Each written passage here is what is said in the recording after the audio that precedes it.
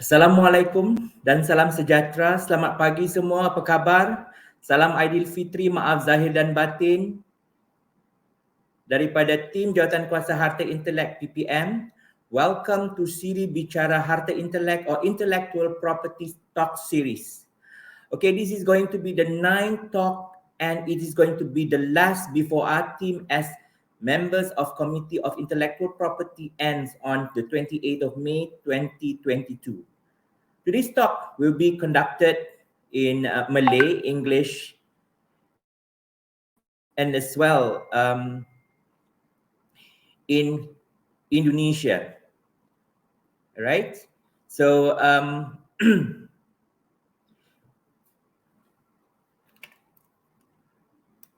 okay, the topic of today's series is about the practice of copyright law in Indonesian libraries. Baik, seperti yang kita semua ketahui, copyright ataupun hak cipta merupakan hak eksklusif yang diberikan oleh undang-undang kepada pencipta atau penerima haknya untuk mengawal pengeluaran semula atau pelbagai bentuk penggunaan karya berkenaan bagi sesuatu tempoh. Ada yang berpendapat hak cipta adalah berdasarkan permis bahawa pencipta karya mempunyai hak kepunyaan terhadap karya mereka. Hak cipta ini boleh dilihat sebagai harta pencipta karya yang perlu dilindungi. So in Malaysia, in Malaysia itself, we have a Copyright Act known as Copyright Act 1987 and also referred to as Act 332. Dan kita ketahui juga di Indonesia, mereka mempunyai Undang-Undang Nombor 28 Tahun 2014 tentang tentang hak cipta, tentang hak cipta, iaitu Undang-Undang Hak Cipta. Bertepatan dengan topik kita pada pagi ini, iaitu the practice of copyright law in Indonesian libraries, PPM telah menjemput khas panel daripada Indonesia, iaitu Bapak Farli Elnumeri. Ya, betul ya namanya ya Pak? Selamat datang ya, Bapak Farli dan salam Aidilfitri.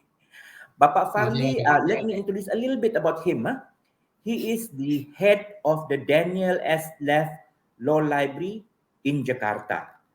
Dan pada masa yang sama, Bapak Farli is the President of Ikatan Sarjana Ilmu Perpustakaan dan Informasi. Dan orang yang kita jemput ini adalah bukan orang yang calang-calang ya, orang yang hebat gitu. So I would like to welcome Bapak Farli and I hope Bapak Farli mungkin boleh memberi sedikit introduksi berkaitan diri dan terusnya mengupas berkaitan dengan topik kita pada hari ini, yaitu berkaitan dengan the practice of copyright law in Indonesian libraries. Saya persilakan Bapak. Baik Pak, terima kasih Pak Zawawi. Terdengar ya Pak suara saya? Baik, bismillahirrahmanirrahim.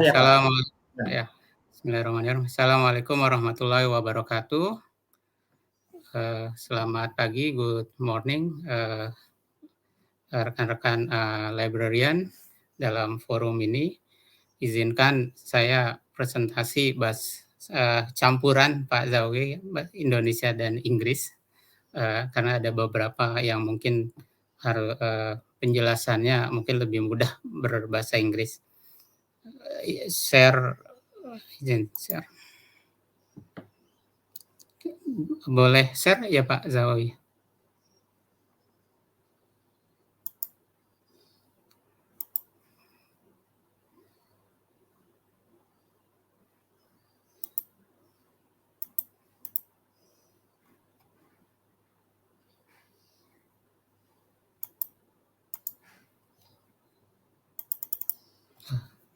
Tombol, sorry. Bentar ya Pak.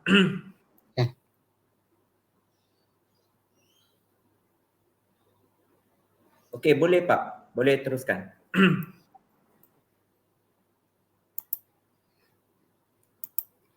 Tombolnya, sorry. Oke, ya mungkin saya coba jelaskan saja.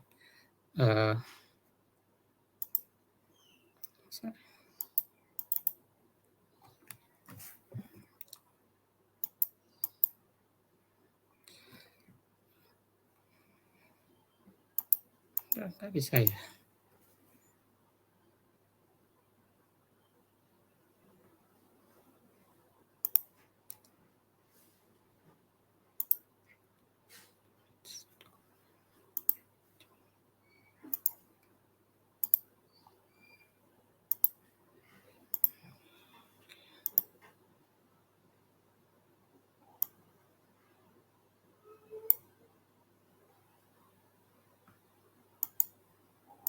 Mohon maaf, ini tombol share-nya nggak bisa keluar ininya, Pak. Sebentar ya.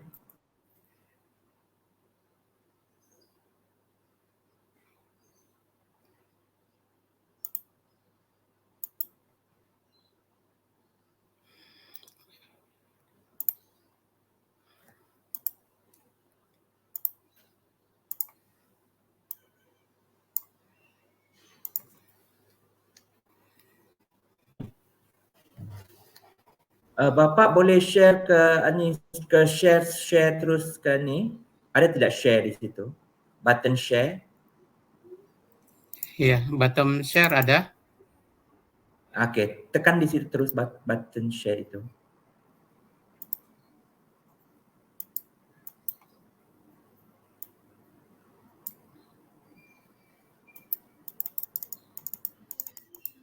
Sorry.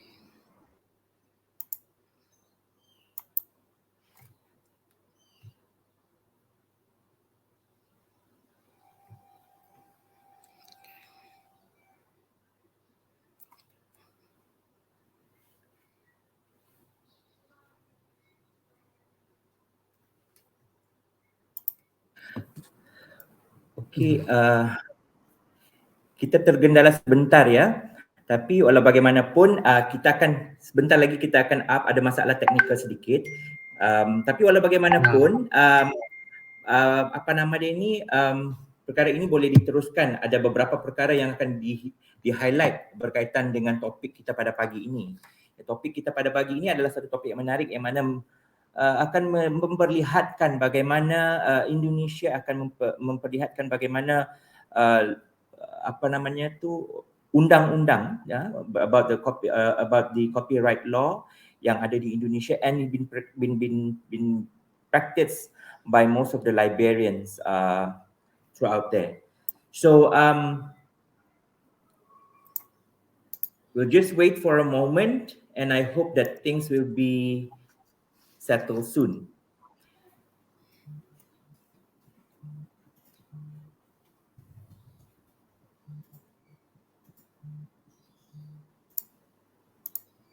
All right.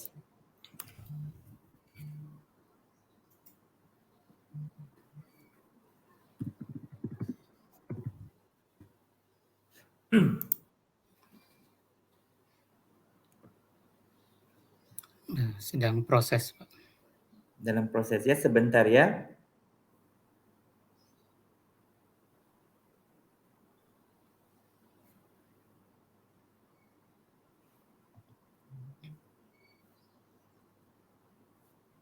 Dah. Alright. Baik, sudah ambil, Pak. Okay. Baik. Baik, terima kasih Pak Zawawi atas undangan yang diberikan kepada kami dari Indonesia. Mungkin dalam waktu 1 jam ini mungkin kita bisa berdiskusi mengenai practice of copyright law in Indonesian libraries. Mungkin perkenalan, introduce myself. My name is Farli El-Numeri. Saat ini sebagai head of Daniel S. Law Library and manager of Knowledge Center, Indonesia Center for Law and Policy Studies Foundation, serta study program in Records and Archive Management Vocational Program, University of Indonesia as a lecturer. This is my activity now as President of Association of Indonesian Library and Information Professional, Secretary General of Indonesian Library Association (IPI), and Association of Indonesian Records Manager, and a member of Dewan Perpustakaan DKI Jakarta. Dan my hobby about pramuka, mungkin kalau di Malaysia pengakap ya Pak, like pengakap. This is my activity. Now, today I want to introduce about Law of the Republic of Indonesia number 28 of 2014 on copyrights. Jadi this law was passed on September 16, 2014, and the law repeal and replace regulatory framework on copyright under law number 19 of 2002 on copyright. Jadi sebelum terbitnya Undang-Undang Nomor 28 tahun 2014 mengenai copyright ini, sebenarnya sejak tahun 2002 Indonesia sudah memiliki undang-undang mengenai hak cipta copyright. Namun seiring perkembangan teknologi informasi dan juga penguatan perlindungan terhadap hak cipta di Indonesia, maka undang-undang ini diperbaharui dalam nomor 28 tahun 2014 menyesuaikan dengan perjanjian-perjanjian internasional yang berhubungan dengan hak kekayaan intelektual. This law consists of 19 chapters and 126 artikel. Jadi undang-undang ini memiliki 19 bab dan 126 pasal. Jadi cukup tebal yang diatur dan cukup luas yang diatur karena memang tingkat kompleksitas mengenai hak cipta ini cukup rumit dan cukup pemberlakuannya juga sebenarnya sampai saat ini juga masih bermasalah. In Indonesia, we have one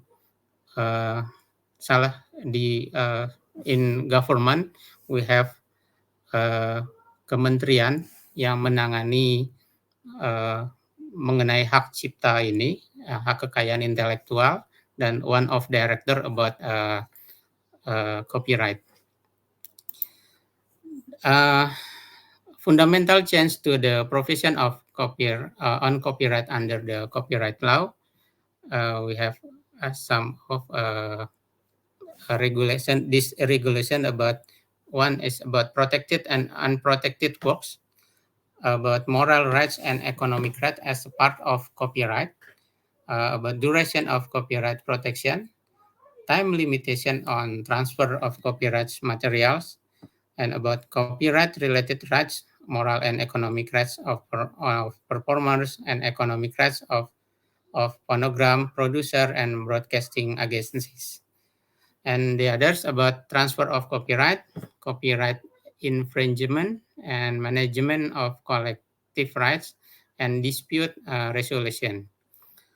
Jadi undang-undang ini cukup luas mengatur beberapa hal berhubungan apa yang dilindungi dan apa yang boleh dimanfaatkan oleh masyarakat dalam penggunaan hak karya berhubungan dengan hak cipta. Jadi tidak seluruhnya diprotek dalam konteks tertutup seluruhnya, namun dalam konteks some of kepentingan publik juga dilindungi. Namun yang coba ditonjolkan di dalam undang-undang ini selain berkaitan dengan hak ekonomi, juga berkaitan dengan hak moral. This law divides copyright into two categories, moral rights and economic rights. Jadi moral right is defined as a right conferred and attached to the creator's work which does not perish over time, and entities the holder to the following: right to be attribute or not attribute to a work, right to use their real name or alias for a work, right to alter their work pursuant to social values and decency, rights to change their work's title and its content, and rights to preserve dan the others economic rights. Rights granted to the creator or a copyright holder to acquire monetary gain from a work by means of having it published, copied, translated, adapted to other forms, musical arrangement, transfer, distributed, performed, announced, or leased. Nah, copyright holders may transfer their protect copyright work partially or entirely to another party by ways of inheritance, grant, endowments atau wakaf, testament, contract, or other transfer methods in accordance with preventing laws and regulation. What is of interest is regard to copyright as a form movable intangible property is that copyright works by the incumbent, khususnya jadi dalam konteks the others law, copyright ini, karya-karya cipta ini bisa menjadi agunan misalnya. Jadi tidak apabila di undang-undang yang lama itu tidak bisa diagunkan, jadi karya-karya ini bahkan bisa menjadi semacam bisa jadi barang yang bisa diagunkan ke bank atau diatur di dalam undang-undang law about fiducia. Ini yang salah satu yang kelebihan dari undang-undang ini. Jadi tidak hanya berhenti di penciptanya, tapi juga bisa dimanfaatkan lebih dari itu dan bahkan bisa diwakafkan. Kemudian berkaitan dengan protected works, ini diatur di dalam beberapa pasal. Yang pertama berkaitan artikel 40 di pasal 40.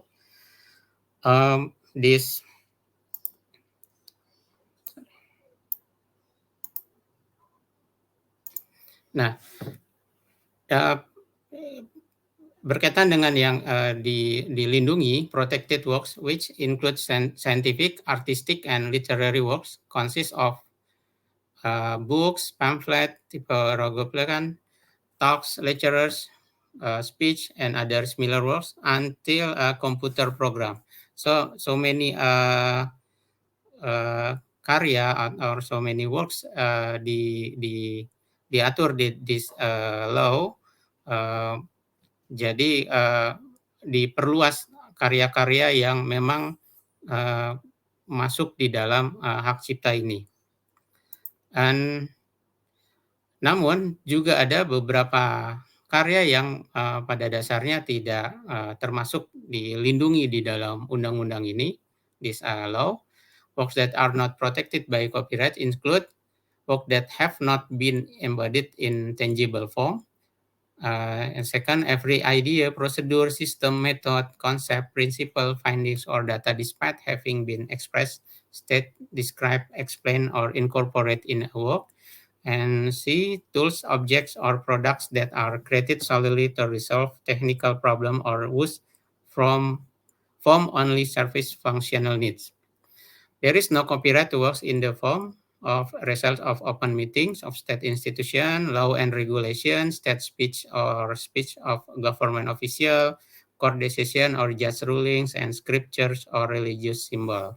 Jadi ada beberapa karya yang memang itu dibebaskan untuk dimanfaatkan, khususnya karya-karya yang merupakan terbitan pemerintah, khususnya berkaitan dengan pidato pejabat negara, regulation, law, state, putusan pengadilan, dan berbagai hal berkaitan dengan simbol-simbol negara dan religi.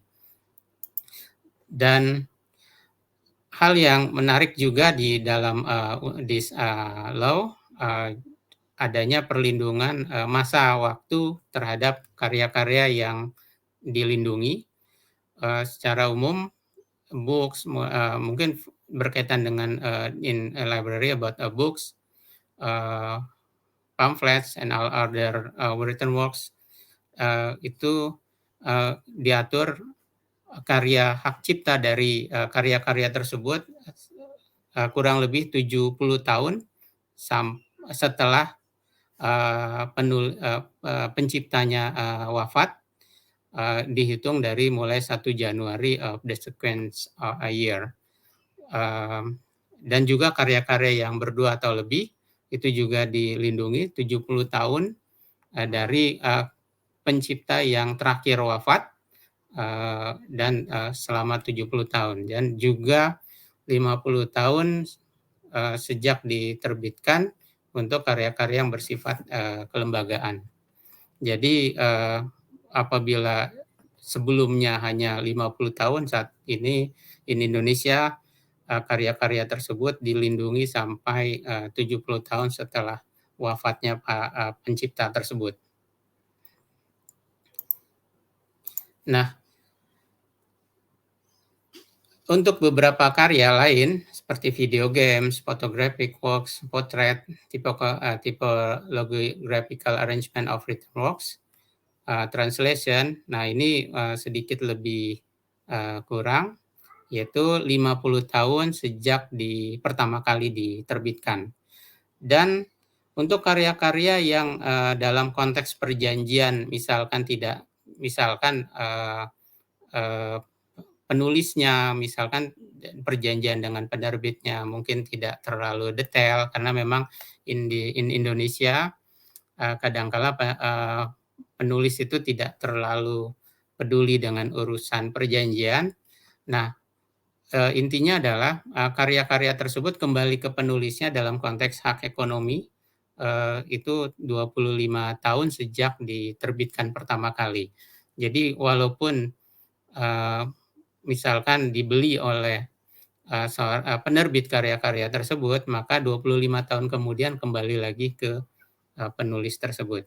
Kecuali ada perjanjian yang lain yang mengatur berhubungan dengan karya tersebut. Nah, duration of copyright protection, artikel 60, sorry.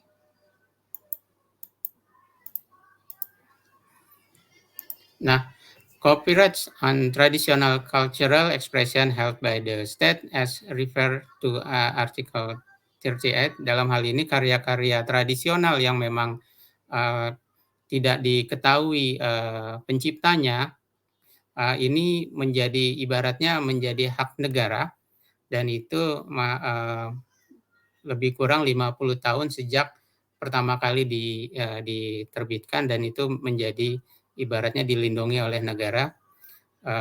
Begitu juga yang dilakukan oleh lembaga-lembaga. Jadi masa perlindungannya memang sangat panjang berkaitan dengan copyright ini. Nah, selanjutnya, hal yang mungkin perlu diperhatikan dalam konteks library as a institution, jadi memang ini harus hati-hati, adalah adanya pernyataan di pasal 10, managers of business premises are prohibited from allowing the sale and or reproduction of goods resulted from copyrights and or related rights infringement in the business premises under their management. Jadi lembaga-lembaga yang memang berperan memasarkan karya-karya terbitan-terbitan pencipta tersebut harus berhati-hati jangan sampai melanggar hak cipta dari pencipta ini. Jadi jangan sampai library terlibat dalam jual beli karya-karya yang seharusnya dipinjamkan.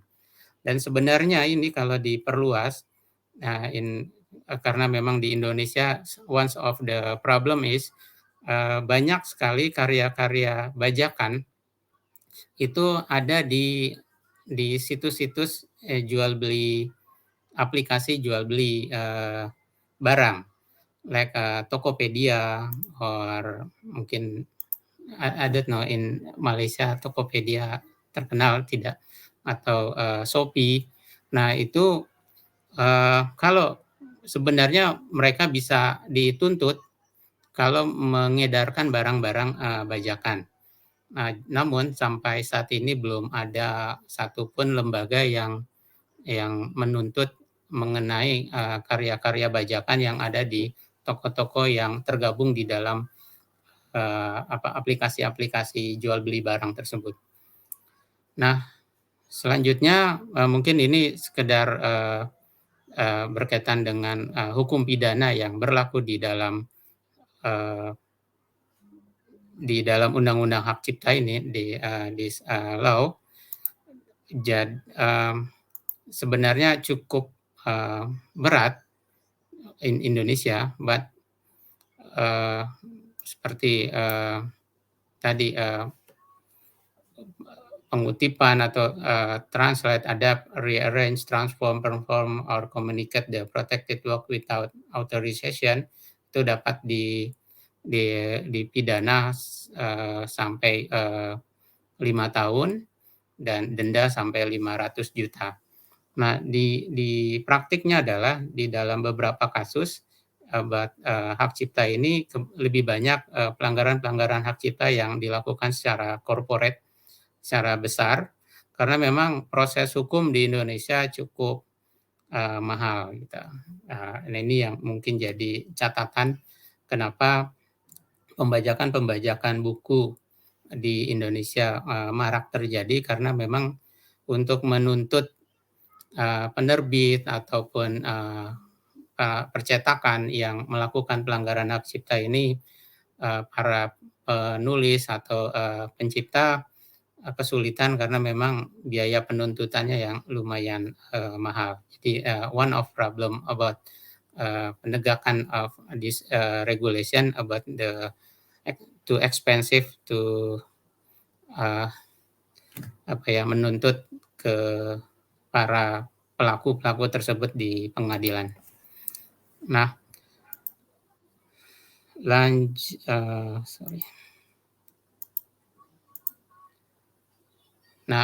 mengenai hubungan kaitannya copyright law regarding libraries and archives, ini diatur dalam chapter 6 bab 6 about copyright limitation. This copyright limitation ini cukup banyak pasalnya, pasal 43 until 51, yang terkait langsung dengan perpustakaan di pasal 47. Nah, di dalam pasal 47 ini diatur cukup luas sebenarnya. Jadi sebenarnya di perpustakaan punya semacam privilege mengenai perlindungan terhadap hak cipta ini. Jadi every non-commercial library or archival institution may reproduce one copy of the works or part of the works without permission from the author or the copyright holder by reprographic reproduction of a writing that has been published, summarized, or abridged to meet the demand of a person, provided that 1. The library or the archival institution ensures that the copy will only be used for educational or research purposes. Jadi fokus untuk kepentingan pendidikan atau penelitian. Ini yang digarisbawahi. Dan the second, the reproduction is made sparingly, and if it is repeated, the reproduction must constitute unrelated events. And the third, no license is offered by the collective management organization for the library or the archival institution in regard to the reproduction section.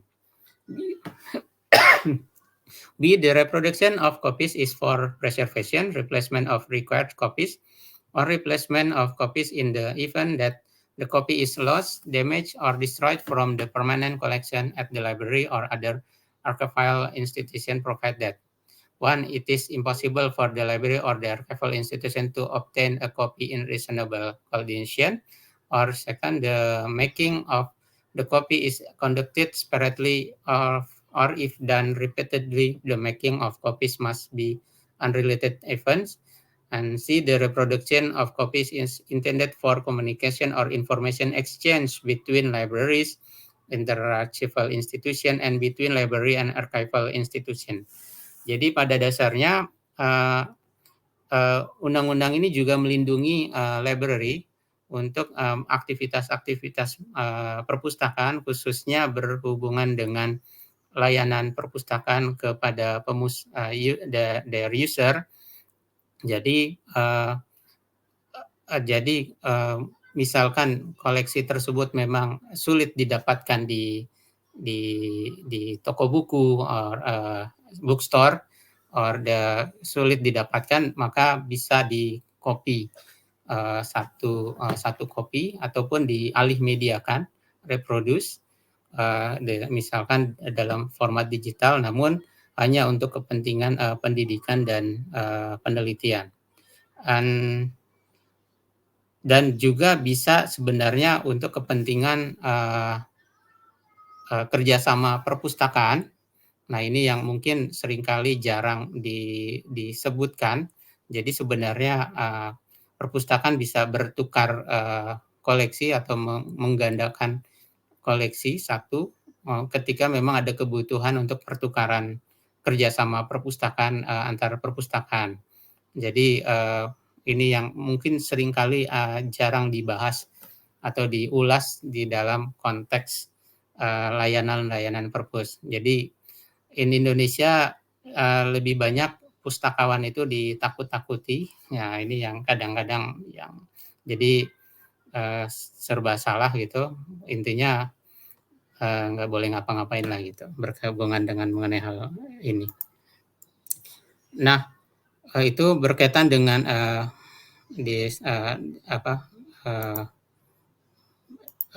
berhubungan dengan perpustakaan di hak cipta copyright. Dan mungkin langsung saja.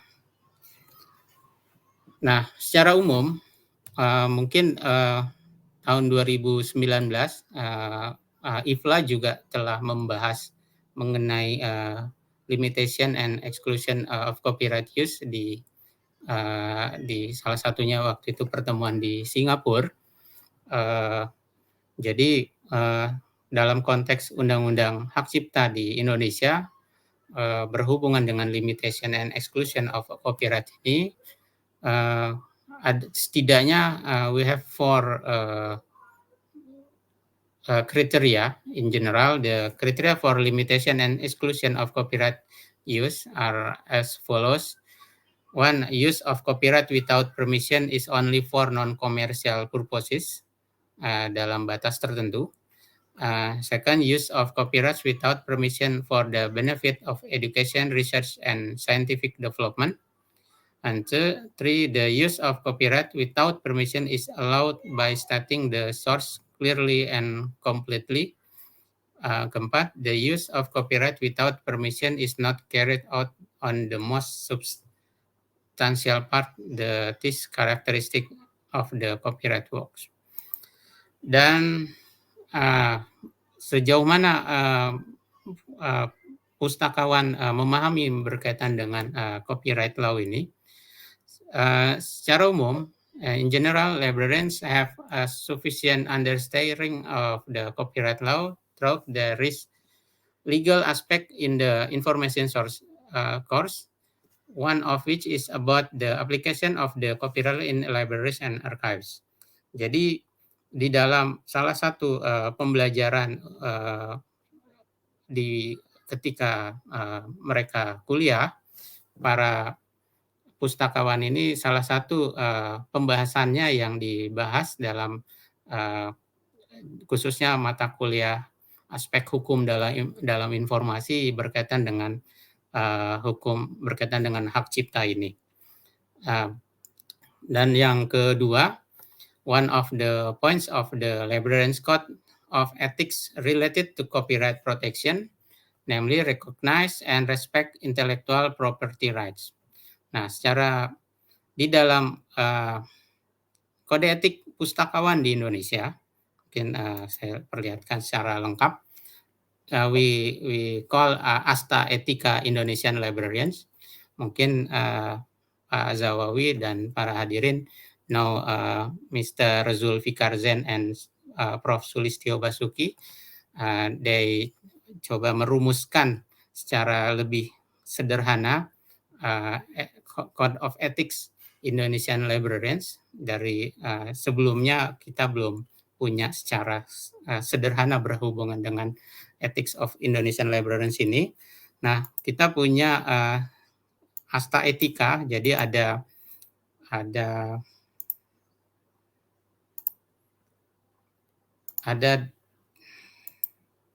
sorry.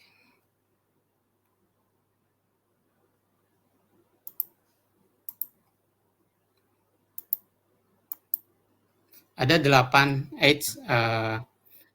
Code of Ethics Indonesian Librarians. The first is carry out the task in accordance with user expectation, increase competency excellence as high as possible, differentiate personal views with profession status, guarantee that their actions and decisions are based on professionalism, uphold individual rights to information and provide unrestricted access. 6. Protect their privacy rights of users and are not responsible for their use of information. 7. Recognize and respect the intellectual property rights. And 8. Establish cooperation and mutual respect among colleagues. Jadi salah satu hal yang ditekankan pustakawan di Indonesia adalah pentingnya pemahaman terhadap intellectual property rights ini. Jadi pelanggaran-pelanggaran hak cipta yang dilakukan perpustakaan relatif makin kemari makin berhasil ditekan. Jadi tidak, misalkan dalam konteks fotokopi misalkan, tidak lagi banyak perpustakaan yang secara memberikan layanan fotokopi. Biasanya dipinjamkan koleksinya dan apabila mau fotokopi itu sudah menjadi tanggung jawab dari para user. Masuk juga dalam bentuk digital. Itu biasanya ada perjanjian dengan para user bahwa mereka tidak diperkenankan untuk mempublish apa-apa koleksi yang mereka sudah mereka dapatkan melalui perpustakaan. Nah, ada beberapa copyright violation that often occur in Indonesia. Ini permasalahan klasik yang mungkin saya tidak tahu kalau di Malaysia apakah masih terjadi juga atau tidak. The first photocopies of books by students and lecturers. Jadi fotokopi buku-buku oleh mahasiswa dan para dosen termasuk juga. Jadi tidak hanya mahasiswanya saja yang hobi memfotokopi dan dosennya juga termasuk yang hobi fotokopi. Then the second, the dissemination of commercial e-books through social media, especially WA and Telegram, without understanding that such actions are detrimental to publishers and authors. Jadi ada hobi di masyarakat Indonesia, termasuk juga pustakawan di Indonesia, hobi berbagi e-books yang mereka dapatkan ke grup-grup WhatsApp and Telegram yang mereka ikuti, yang kadang-kala mereka tidak paham bahwa apa yang mereka share merupakan pelanggaran terhadap hak cipta. Nah, tapi sebenarnya yang harus kita lihat kenapa permasalahan ini terus berulang. The first problem occurs because, jadi permasalahan kenapa masih juga masyarakat hobi fotokopi. Jadi bukan karena tidak sanggup beli buku cetak dalam konteks ini terbitan Indonesia, karena terbitan Indonesia saat ini secara harga antara harga beli buku by books and photocopy is lebih murah, is cheaper you beli buku dibanding fotokopi. Karena biaya fotokopi saat ini sudah relatif lebih mahal dibanding biaya cetak. Unavailability of books in bookstore, publisher, and libraries which forces students to photocopy at the photocopying location. Jadi banyak buku-buku yang memang tidak tersedia di toko buku, bahkan di penerbitnya dan di perpustakaan. Sehingga terpaksa para mahasiswa untuk fotokopi buku-buku tersebut. Dan the second, nah ini yang sampai sekarang masih juga jadi problem. The Collective Management Institute, which is expected to bridge publishers, writers, and consumers, has not been effective. Jadi di Indonesia sebenarnya sudah ada The Collective Management Institute, tapi sampai saat ini pergerakannya tidak terlihat. Kemudian permasalahan berikutnya adalah kultur masyarakat Indonesia yang komunal, spiritual, dan inklusif. Nah, mereka suka berbagi. Nah, termasuk juga berbagi karya-karya digital tadi. Jadi di bawah alam sadar, walaupun mereka mungkin tahu bahwa ini merupakan pelanggaran hak cipta karena hobi berbaginya tadi, maka mereka share the books, digital e-books in their community. Nah, kemudian we have a systemic problems that occur. Yang pertama adalah the reluctance of creators to report copyright infringement either to professional organization or the creator community and the police. Jadi undang-undang ini merupakan bisa dilakukan proses penyidikan, penyelidikan, dan penindakan apabila memang dilaporkan. Jadi di dalam pasal 120, the criminal offenses are referred to in this law shall be warranty complaint. Jadi berdasarkan laporan. Jadi ada laporan baik oleh masyarakat atau oleh polisi itu sendiri sebenarnya bahwa ada pelanggaran terhadap penerapan hak cipta. Nah, namun prosecution for violation of the copyright is based on complaints from the public. The law enforcement process is relatively complicated, so that there is a reluctance on the part of creators to report copyright infringement. The impact of book piracy continues today. Jadi dampak dari lemahnya penegakan hukum terhadap pelanggaran-pelanggaran hak cipta, maka pelanggaran-pelanggaran itu terus terjadi. Jadi antara melaporkan ke pihak berwajib, dalam hal ini polis, biayanya yang relatif besar sehingga menyulitkan mereka jadi enggan untuk melaporkan, dan itu pun belum tentu berhasil. Dan nah ini yang permasalahan berikutnya. Professional organization and parent institution tend to protect copyright infringement. Jadi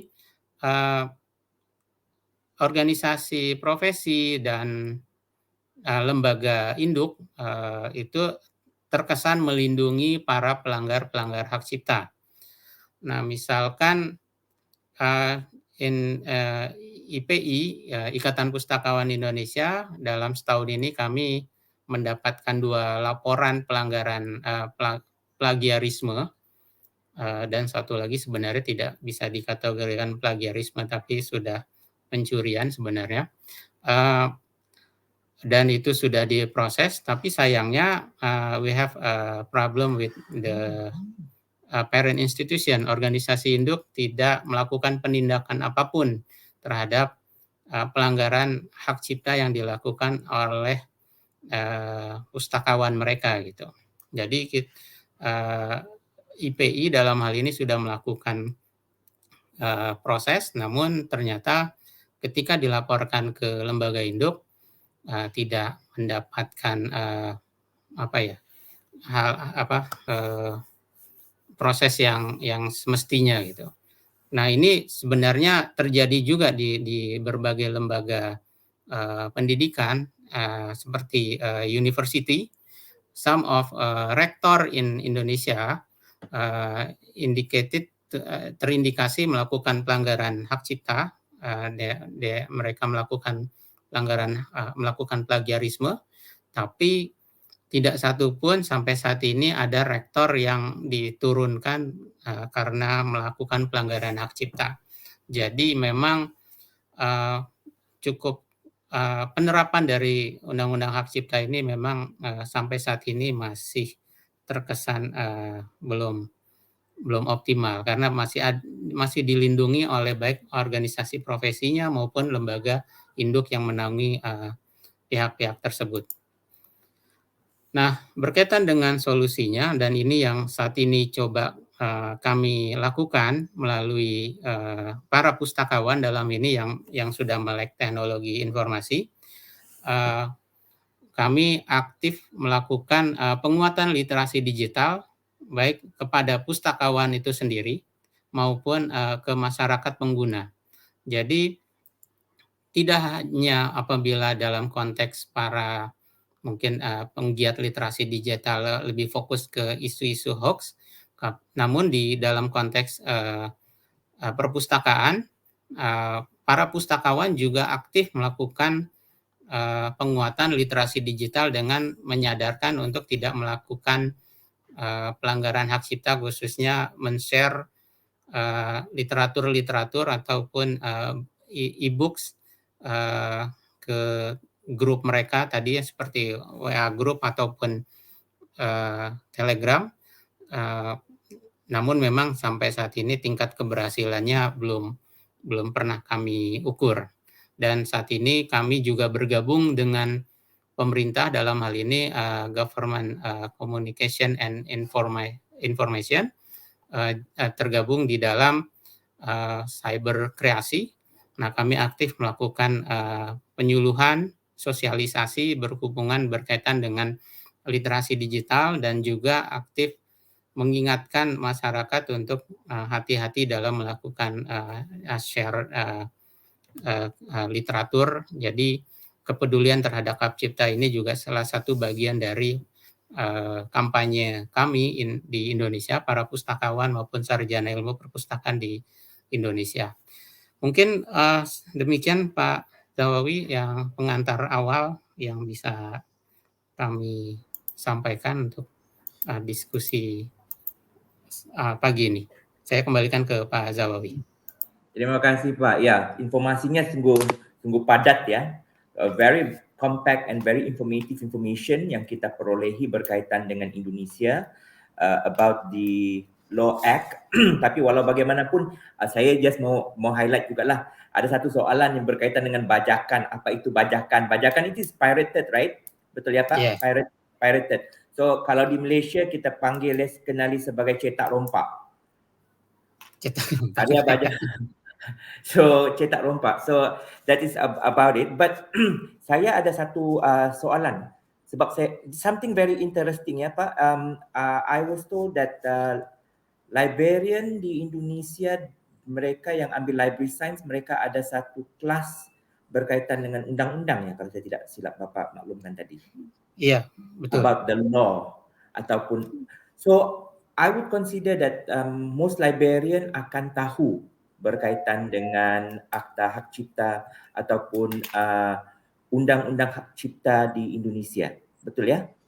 Betul. Betul ya? Tetapi sejauh mana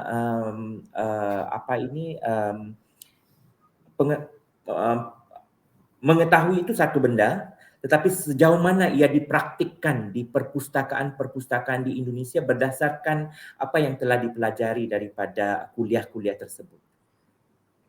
Oke.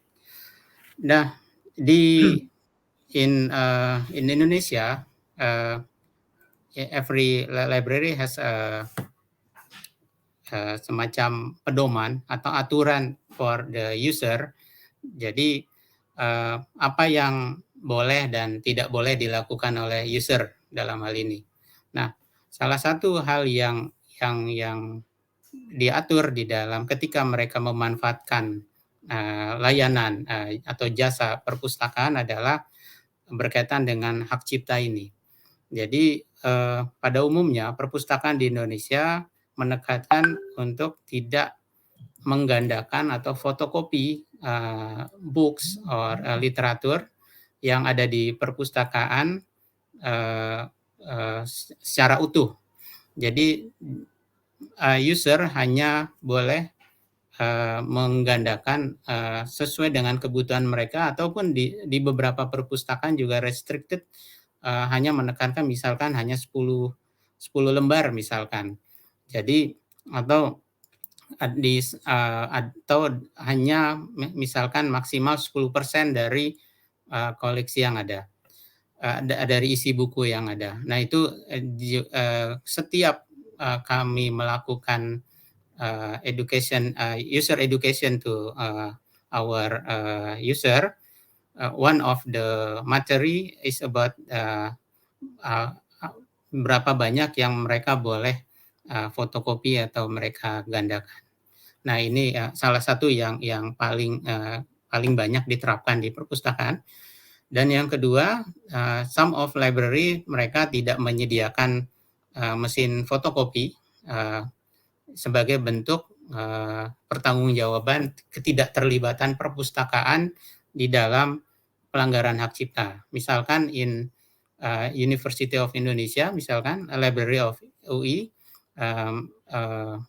sejak 5 tahun lalu mereka tidak ada mesin fotokopi di perpustakaan karena dalam upaya perlindungan terhadap karya-karya yang ada di perpustakaan. Nah, namun memang di Indonesia kita juga tidak kebetulan pengguna perpustakaan, user di perpustakaan juga punya kecerdasan luar biasa. In their HP, handphone, dia seringkali foto or scan the books. Nah, itu di luar kontrol kami. Jadi salah satu hal yang kami tekankan adalah di dalam user education adalah hargai karya-karya para pencipta buku ataupun literatur sehingga jangan sampai mereka setidaknya ketika mereka memanfaatkan literatur tersebut tidak disebarluaskan. Nah, itu yang betul-betul kami tekankan. Jadi materi berkaitan dengan hak cipta ini tidak hanya kepada pustakawan, tapi juga kepada user di their library, sehingga upaya ini yang dapat kami lakukan. Namun ketika mereka berada di luar perpustakaan, itu sudah menjadi di luar kontrol kami, gitu ibaratnya. Makanya di dalam salah satu kode etiknya pustakawan, biar kami juga tidak merasa berdosa gitu, bahwa ketika sudah di tangan user itu udah tanggung jawab user gitu. Karena yang penting buat kami adalah kami sudah menyampaikan, sudah menekankan, sudah kami tuliskan juga di dalam banyak ketika mungkin di layanan sirkulasi sudah kami sampaikan. Namun kalau udah melakukan kejahatan itu ya itu sudah menjadi tanggung jawab mereka. Nah, ini terbukti sampai saat ini memang tidak satu pun ada perpustakaan yang dilaporkan ke kepolisian. Sampai saat ini belum ada satu kasus pun pelanggaran undang-undang hak cipta yang dilakukan oleh perpustakaan. Seperti itu, Pak Zabawi. Oke, terima kasih Pak. Jadi you can say that one of the ways is to untuk bagi tahu orang supaya not to plagiarize, akan menghormati undang-undang itu sendiri melalui what they call training courses, something like that, right? Am I right? That has been highlighted by you. So Pak, saya juga I'm very interested in term of enforcement di Indonesia, sebab Bapak maklumkan tadi, bilang tadi yang the enforcement is that tidak ada pelaporan ya, tidak ada pelaporan, sebab kalau ada pelaporan pun akan mengambil masa yang lama ataupun mungkin disebabkan pelaporan itu mungkin belanja untuk buat pelaporan itu adalah lumayan. So ini mungkin antara sebab. Jadi bagaimana cara yang lain yang mungkin boleh dipraktikkan supaya undang-undang ini boleh menjadi satu undang-undang yang dihormati oleh semua orang, sebab there must be a reason why we have a law, right? Kalau kita tidak tidak hormati law itu, then it's going to be a problem lah. Tapi in term of enforcement, pelaksanaan ataupun apakah langkah-langkah yang diambil oleh pihak Indonesia yang kalau Bapak lihatlah daripada mata kasarnya ataupun dari pandangan Bapak sendiri. Ada beberapa tindakan atau program perpustakaan dalam hal ini, baik secara masif ataupun by their library. Yang pertama, kami aktif mengabarkan dan juga termasuk juga memberitahu kepada seperti aplikasi-aplikasi jual beli barang seperti Bukalapak or Tokopedia or Shopee misalkan, apabila didapatkan penjualan ternyata buku tersebut buku bajakan tadi Kita rompak. Bukan rompak. Jadi itu kami melaporkan kepada pihak aplikasi bahwa terjadi pelanggaran hak cipta yang dilakukan oleh one of their member. Nah, biasanya setelah itu toko tersebut dikunci oleh oleh aplikasi sehingga tidak bisa lagi diakses oleh masyarakat. Nah, itu kami punya komunitas yang memang salah satunya fokus mengawasi toko-toko online. Jadi kami melakukan pengawasan terhadap toko-toko online, walaupun ini sifatnya lebih sifatnya community. Dan yang kedua adalah kami coba mendorong saat ini kepada pihak penerbit untuk sekiranya menyediakan aplikasi-aplikasi e-books sehingga kami tidak lagi user tidak lagi melakukan pelanggaran tadi sharing e-books tanpa melalui WhatsApp, tapi mereka they read the books in the application like Perpustakaan Nasional National Library in Indonesia. We have e-Pusnas. We call e-Pusnas, or some of the public library have e-Jakarta or e-Kaltara misalkan, untuk their user read a book in the application, dan aplikasi tersebut sudah sesuai dengan digital right management. Jadi kita juga mengikuti standar-standar yang telah ditetapkan oleh government dalam hal ini seperti digital rights management yang diatur juga di dalam Undang-Undang Hak Cipta ini, sehingga tidak merugikan baik penulis maupun penerbit. Nah, yang ketiga adalah kami mendorong pemerintah government untuk sekiranya menganggarkan pembelian hak cipta, dalam hal ini hak ekonominya, buku-buku yang memang dibutuhkan oleh masyarakat. Misalkan untuk buku-buku teks sekolah maupun perkuliahan, ini didanai oleh government, sehingga kami bisa dengan bebas memanfaatkan buku-buku tersebut tanpa melanggar hak dari para pencipta. Ya, dan ini sudah mulai dilaksanakan dalam 3 tahun terakhir. Jadi government melalui Menteri Pendidikan, Education Ministry and Perpustakaan Nasional Library menganggarkan untuk pembelian hak cipta copyright buku-buku yang memang dibutuhkan dalam proses pembelajaran di sekolah maupun di kampus. Nah, hal-hal ini yang sudah coba kami dorong melalui perpustakaan, baik dari sisi kebijakan maupun dalam konteks activity di masyarakat.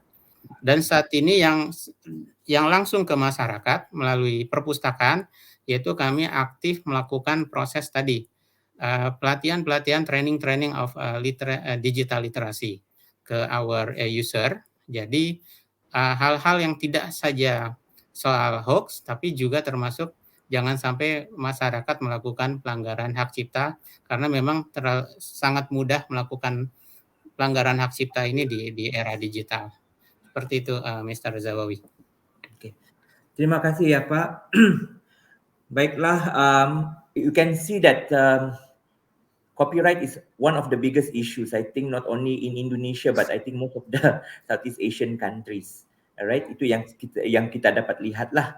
Tapi walau bagaimanapun, it's not going to be an easy job. It's going to be a very tough job, especially for librarians to understand the content of the undang-undang sendiri ya Pak. Betul ya?